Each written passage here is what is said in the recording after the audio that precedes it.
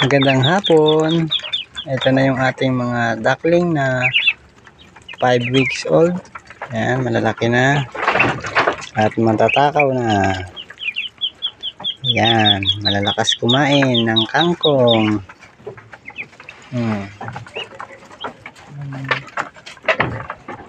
Ang pakain natin dyan ay ginayat na kangkong. Ayan. May halong darak at konting feeds.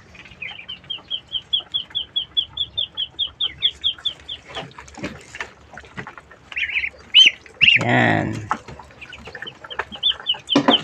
Mga tanghali hapon ang pakain natin dyan sa matatakaw ng mga bibe.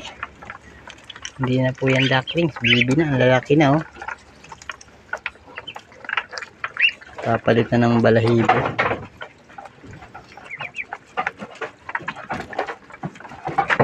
At may isang epal oh. Nangangapit bahay yung kambing sa Mama Brown. May chismosang kapitbahay. Ayan oh. Sinisilip yung kanyang mga kapitbahay oh.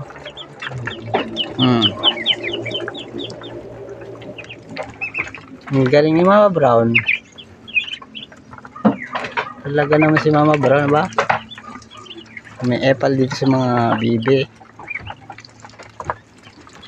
Malaki na po ang ating mga alaga. Masisigla. Hindi pa natin yung ginagamitan ng mga vitamins. Nandito lang po kasi sa ano yan, taas. Hindi pa yan pagala. Kaya hindi mga nakakatuka ng mga madudumi. Dito lang sila sa taas.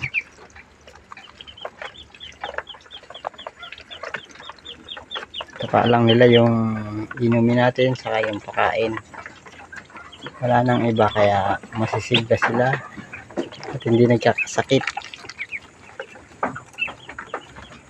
Ayan lang yung ano nila oh. May tagamasid sila. Yung chismosang kapitbahay, si Mama Brown. At hindi ko pa pala masyadong naipapakilala sa inyo ang ating bagong miyembro. Ito ang Siam na ducklings.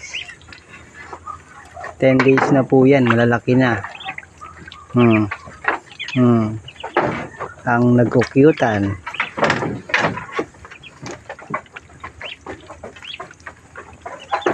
Pag maliliit pa yung baby, super cute oh. Ang kikinis. Pinong-pino pa yung balahibo.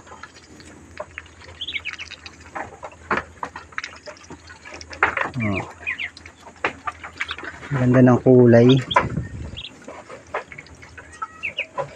Habang lumalaki oh, pag nagpapalit ng balahibo medyo hindi kagandahan, pero pag nakapagpalit na sila yung tunay na balahibo, makikinis na uli.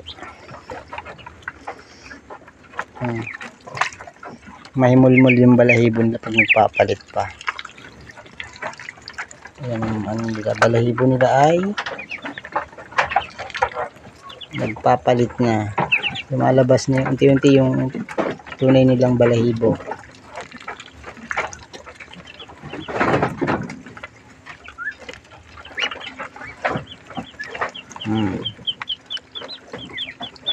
At ang chismosang kapitbahay andyan pa rin po, nagmamasid pa rin. Pinapanood ang ating mga ducklings. Minomonitor niya mabuti. Hindi po yan veterinaryo pero minomonitor niya yung mga bibi natin palagi. Chismosang kapitbahay lang po yan, si Mama Brown. Yung mga ducklings natin na bago, cute.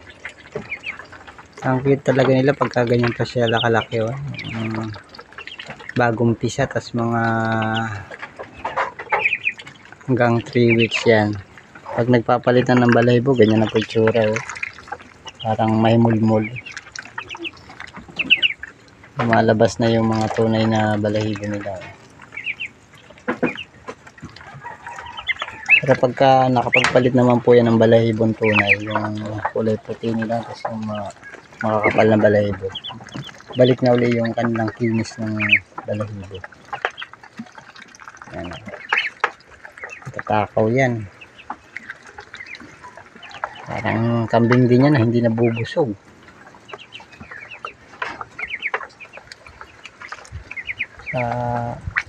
Yan lang po sa araw na to ang ating pasilip sa ating mga alaga.